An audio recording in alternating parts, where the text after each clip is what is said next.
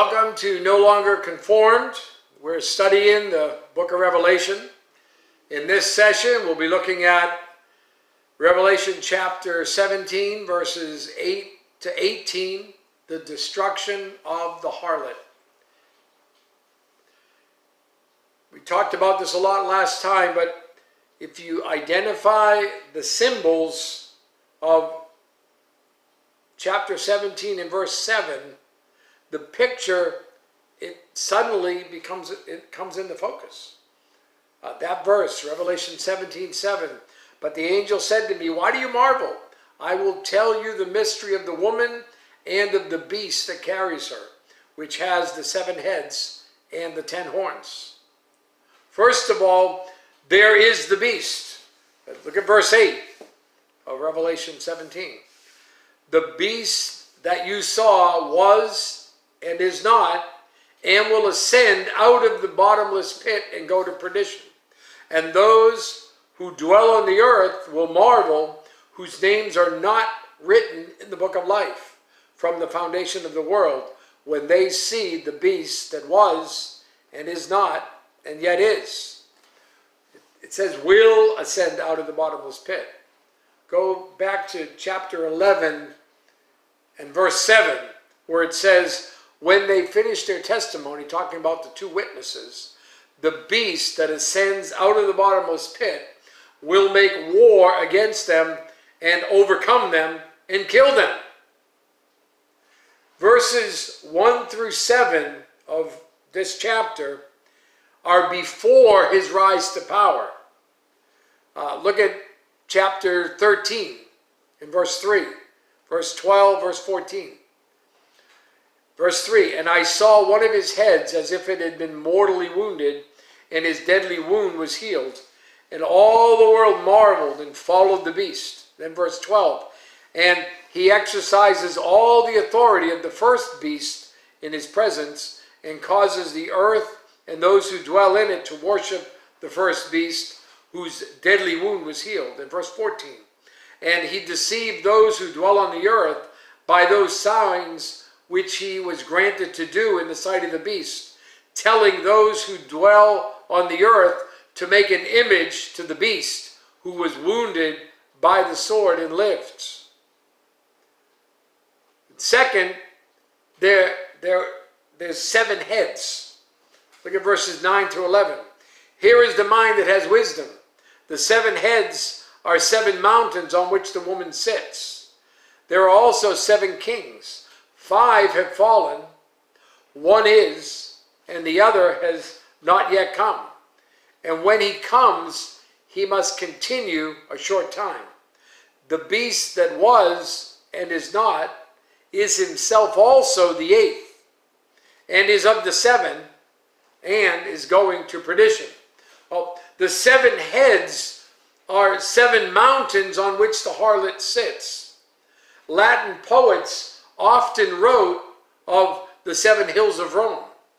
The beast's power is Rome, the revived Roman Empire. There are also 7 kings. Are they a list of Roman emperors? 5 have fallen, 1 is, and the other is yet to come. John's perspective at the time of his writing would have been 5 have fallen. That, from his perspective, would be Julius Caesar, Tiberius, Caligula, Claudius, and Nero. 1, Domitian, the worst persecutor of the church, who actually put John on Patmos. Daniel's 70th week, separated by the church age. The other has not yet come. So we have 5 who have fallen, one that is, and the other has not yet come. That's the revived Roman Empire. So you had the Roman Empire, then the one who was when John was put on the Isle of Patmos, and then we have the rest of the church age up to the rapture, and then Daniel's 70th week comes into play, the week of tribulation.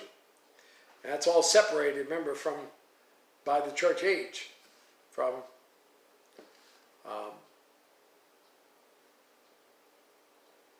Israel before the church. And the other is not yet to come.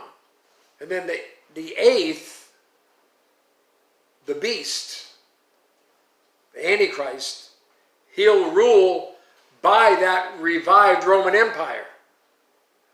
And of course, he ends up in hell. And then third, there is the 10 horns. Verses 12 through 14. The 10 horns which you saw are 10 kings who have received no kingdom as yet, but they receive authority for 1 hour as kings with the beast. They are of one mind, and they will give their power and authority to the beast. These will make war with the Lamb, and the Lamb will overcome them, for he is Lord of lords and King of kings, and those who are with him are called chosen and faithful. The 10 horns are 10 kings. They'll be allowed to reign for a purpose. And what's that purpose? It's the purpose of the beast. That 1 hour is not literal. If you look to Luke 22 and verse 53, hour is used as a period of time rather than a specific moment in time. In Luke 22:53, Jesus said, "When I was with you daily in the temple, you did not try to seize me, but this is your hour and the power of darkness." So that hour is not a literal hour in a 24-hour period, but it's a moment in time. It's a particular event time. The confederation of nations that comes together, those 10 nations will surrender all of their sovereignty to the Antichrist, who rules this revived Roman Empire. And they become this great confederation of nations. And why? Well, verse 14 makes it clear that they have a common adversary in Jesus Christ and his followers. Daniel, it says he'll make war with the Lamb and his followers. Daniel chapter 7, verses 23 and 24. It says, "Thus he said, the fourth beast shall be a fourth kingdom on earth, which shall be different from all other kingdoms, and shall devour the whole earth, trample it, and break it in pieces. The 10 horns are 10 kings who shall arise from this kingdom, and another shall rise after them. He shall be different from the first ones, and shall subdue 3 kings. The beast rules over the kings, but the King of kings and Lord of lords is coming." Look at verse 1 again. It's explained in verse 15. "Then one of the 7 angels who had the 7 bowls came and talked with me, saying to me, 'Come, I will show you the judgment of the great harlot who sits on many waters.'" And then you go to verse 15. "Then he said to me, 'The waters which you saw, where the harlot sits, are peoples, multitudes, nations, and tongues.'" See, the apostate church will be an ecumenical body of all different kinds. The destruction of Babylon, you can see this whatever's left after the rapture of the Roman Catholic Church, all the other religious bodies are going to join in and become part of this federated worldwide church. And so it's going to be made up of so many. It's going to be very ecumenical. The destruction of Babylon. Religion allied with political power is destroyed when Babylon is fallen. Religion, it just mixed in with political power. Her source of strength will actually turn against her. It's an image of complete annihilation. Look at verse 16. And the 10 horns which you saw on the beast, these will hate the harlot, make her desolate and naked, eat her flesh, and burn her with fire.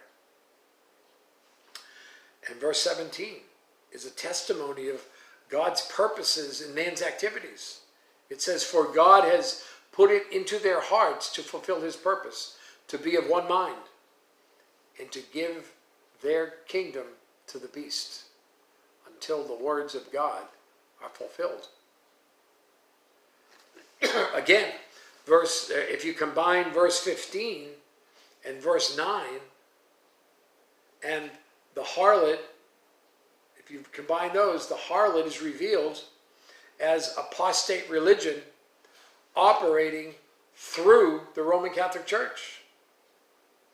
The Vatican City, the seat of the head of the worldwide Roman Catholic Church, today it remains a sovereign state. It sits right there. Vatican City sits right in the middle of Rome, but it's not part of Italy. It's not part of Rome. It sits in Rome, but it's not there. It is actually a sovereign state, like a separate country to itself.